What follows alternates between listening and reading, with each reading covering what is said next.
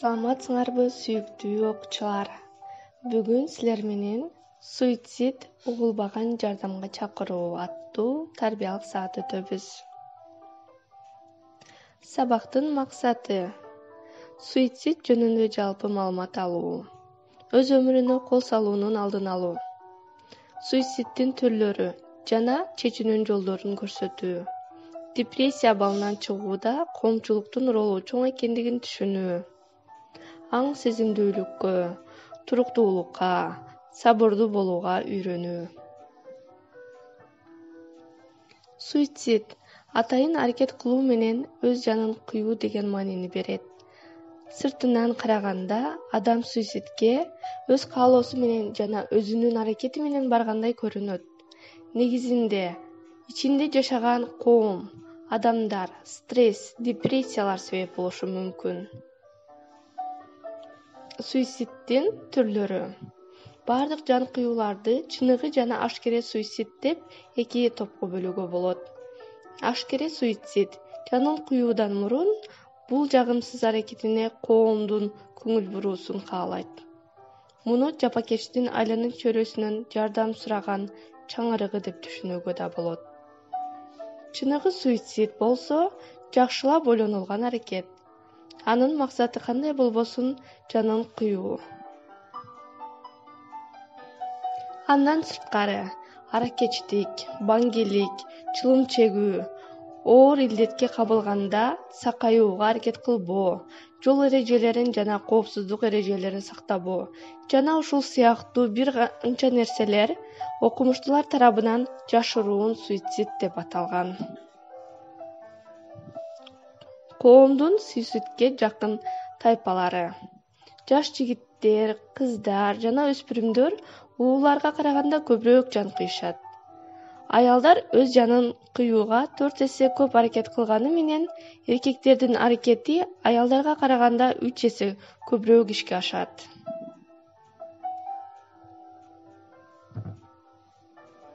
Суицид себептери: биринчи себеби психиатриялык себептер. Өзүн өзү өлтүрүүгө алып келген эң негизги көйгөй депрессия. Бул темадагы ар кандай изилдөөлөрдө өз жанын кыйган адамдардын 30-64% депрессия аныкталган жана өз жанын кыйган адамдардын 90% депрессия деп табылган. Өзүн өзү өлтүрүп депрессиянын кесепетинен каза болгон учурлардын арасында депрессияга каршы дары-дармек алгандар 3% түзгөн.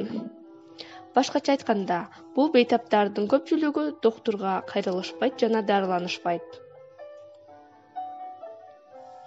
Социалдык себептер: үй-бүлөлүк байланыштары начар, социалдык өз ара аракеттенген адамдарда өзүн өзү өлтүрүү ыктымалдуулугу жогорулайт. Социалдык жана экономикалык кризистерде коомдо суициддин деңгээли жогорулоодо. Күчтүү социалдык байланыштары жана каада-салттары бар коомдордо суициддер көбүнчө жеке эмес, социалдык эреже катары кездешет. Финансылык себеп: финансылык көйгөйлөр көпчүлүк учурда жумушсуздуктан келип чыгат. Жумуш — бул адамды өзүн өзү өлтүрүүдөн коргоогон маанилүү өзгөчөлүк. Жумушсуздардын социалдык экономикалык абалы начарлап, психиатриялык көйгөйлөр пайда болот жана стресстик кырдаалга туш болуу мүмкүнчүлүгү жогорулайт. Бул себептен жумушсуздардын өз өмүрүнө кол салуу ыктымалдуулугу жогорулайт. Психологиялык факторлор: жеке өзүмчүлдүккө алдырганда өзүн өзү өлтүрүү ыктымалдуулугу жогорулайт. Эгер жакынында суицид болгон болсо, анда ал да таасирленүүсү мүмкүн. Биологиялык сезгичтик: мээдеги серотонин затынын азайышы өз жанын кыюуну жогорулатат. Серотонин — бул адамда бактылуулук, жашоосунда жагымдуулук жана жандуулук пайда кылган нейротрансмиттер. Бул себептен ал бактылуулук гормону деп да аталат. Анын жетишсиздигинен депрессия, чарчоо жана төмөнкү маанай пайда болуп, бул нерсе өз өмүрүнө кол салууга алып келиши мүмкүн.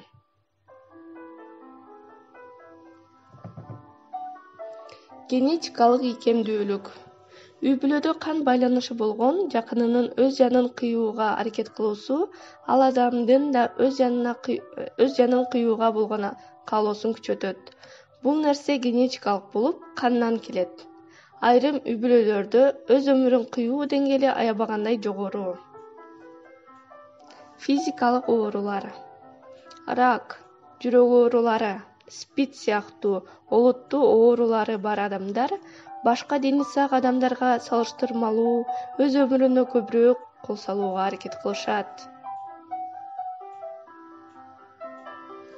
Натыйжада өзүн өзү өлтүрүү маанилүү социалдык көйгөй жана аны убагында алдын ала билүү менен бирге ага каршы күрөшүүгө умтулууну талап кылат. Өзүн өзү өлтүрүүнүн эң көп тараган себеби депрессия. Эгерде ага туура диагноз коюлуп, дарыланса, анда өзүн өзү өлтүрүү коркунучу азаят. Бул жагынан алганда, депрессияны дарылоо өтө маанилүү. Депрессия менен ооругандардын көпчүлүгү дарыланышпайт жана ооруну өз алдынча жеңүүгө аракет кылышат.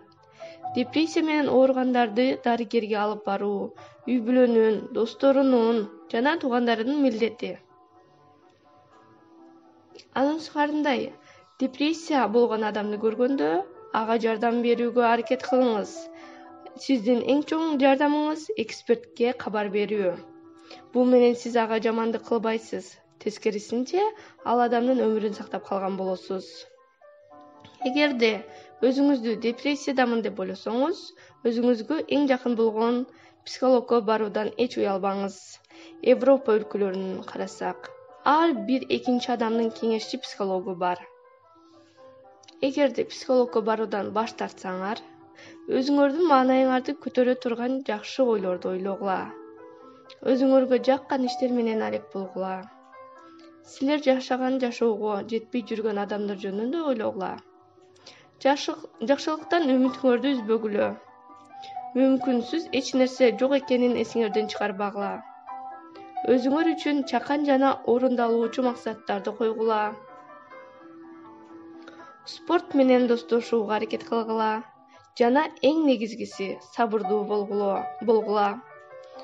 Жогоруда айтылгандарды өз өмүрүнө кол салууну ойлогон адамды байкасаңар, ал адам менен бөлүшкүлө жана аткарууга жардам бергиле. Сабакты ушуну менен жыйынтыктайбыз, достор. Жыйынтыктоочу суроолор. Суицид деген эмне? Өз өмүрүн кыюуну ойлогон адамга кандай жардам бере аласыз? Суицид угулбаган жардамга чакыруу дегенди кандай түшүнөсүңөр? Саламатта калгыла.